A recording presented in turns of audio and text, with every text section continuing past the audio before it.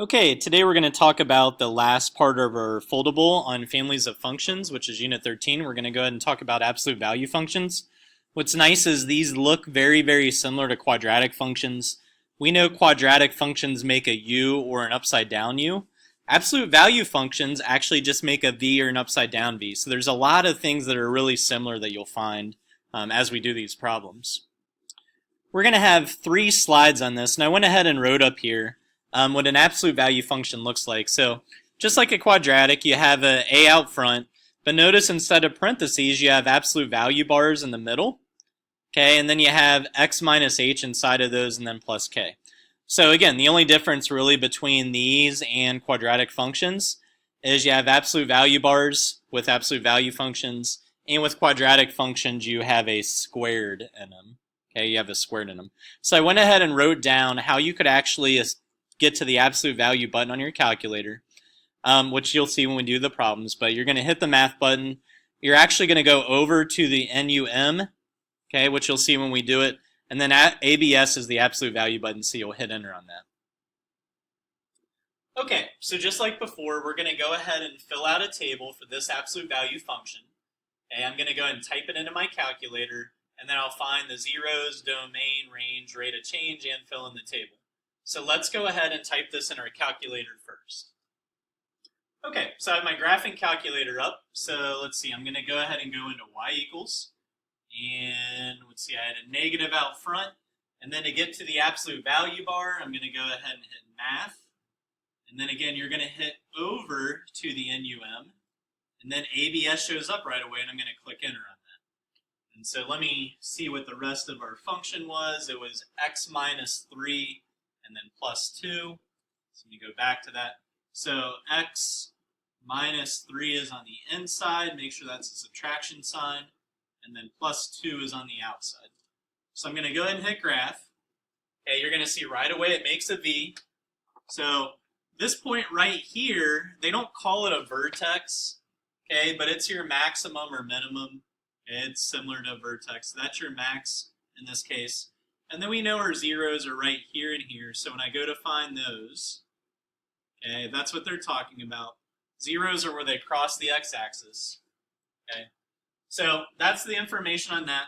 If you remember on a table, we always put the vertex in the middle. This is going to be the same. This isn't called a vertex, but I'm going to put the maximum in the middle of my table. So I need to find that first. Okay, I need to find that first. So what I can do to find that if I want, I can hit second trace. We know this will be a maximum, so I'll hit 4. And then I need a number on the left of the maximum, an x value, so I'll just put negative 10. The next value on the right of it is positive 10. I'll hit enter and then enter one more time. So 3, 2, okay, 3, 2, if you round that, should be the maximum on that graph. So let's go back to our table. Okay, and what I do know is that 3, 2, okay, is going to be the middle part of the graph. Okay, so I can kind of fill in my x's if I go in order. And what I'm going to do is I'm going to go back to the graph table. I'm going to look up the table and fill in the y values that go with it. Okay, so let's do that. So let me erase that real quick. So if I hit second and graph, that takes us to our table. And I wanted 3, 2 in the middle. And I had 2 points under it and 2 points above it. Okay, so that's what I'm going to fill in. Notice how it follows a quadratic pattern. You have your vertex right here, and then your y values repeat on both sides. Okay, so 0, 1, and 1, 0, they repeat by the vertex. So let's go fill that in. So 0, 1, 1, 0. Okay, so that's my table. And again, in the middle is always your maximum or minimum. Okay, just like a quadratic function. Okay, my zeros. Okay, if you look at the graph, you can normally find them doing what we did. Okay, we'll find them 2 ways. So let's check. If you want your zeros, and I go to my graph, I have 2 of them. Right here and here. So if you don't remember how to find a 0, here's a little refresher. Second trace. You're going to pick 0. You're going to pick a number on the left side of the 0 and on the right side, and it should find the one in the middle. So a number on the left, I could use negative 5. The number on the right, just to the right, looks like I could use 3. And if I hit enter one more time, it should find it. So 1, 0, okay, x equals 1 is one of them. Now I'll let you find the other one. You can find the other one, but here's what's kind of cool on this one. If you look at the table, zeros normally happen where y is 0. So you should actually know that these two are already zeros to begin with. That's where they cross. So your zeros are 1 and 5. But you can always use them doing your graphing calculator. And again, we've done this every time in the foldable. That's not something new. Okay? Your domain, or the x values used. If you look at your graph, this goes on forever left and right. So you're using all of your x values. So your domain should be x equals r. Okay? You're using all the real numbers. Your range are the y values being used. If you go and look at your graph, all the y values seem to be below whatever that y value is. All of them are below it. So that y value there is 2, I believe. Yeah, it's 2. So your range should be all y values are less than or equal to 2 in that graph. Okay, so in that graph, all your y values are less than or equal to 2. Rate of change, we know, means rise over run. Okay? And they're going from when x is 1 to when x is 2. So I'm going to use black here. So from when x is 1 to when x is 2. So rise is your change in y values. So I'm going 0 to 1. So your rise should be 1. And your run is your change in x values. So I'm also going up 1.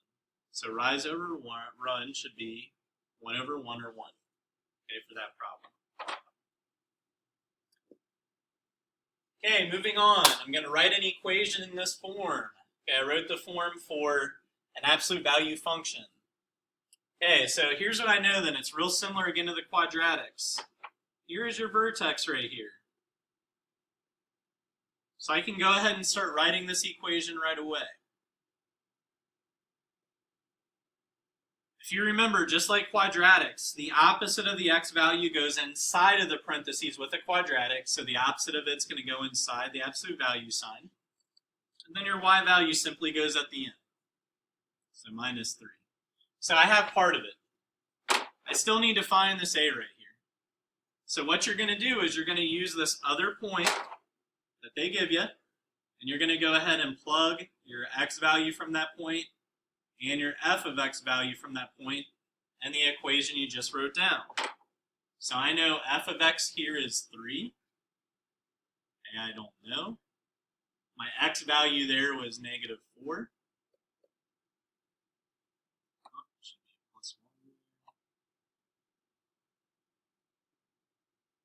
And minus 3. Okay, so I'm going to go ahead and solve it. I'm going to solve for a. So if you look at it, right here, negative 4 plus 1 is negative 3. The absolute value of negative 3 is positive 3. So that positive 3 from there is going to go in front of a. So I'll just solve that equation and get a.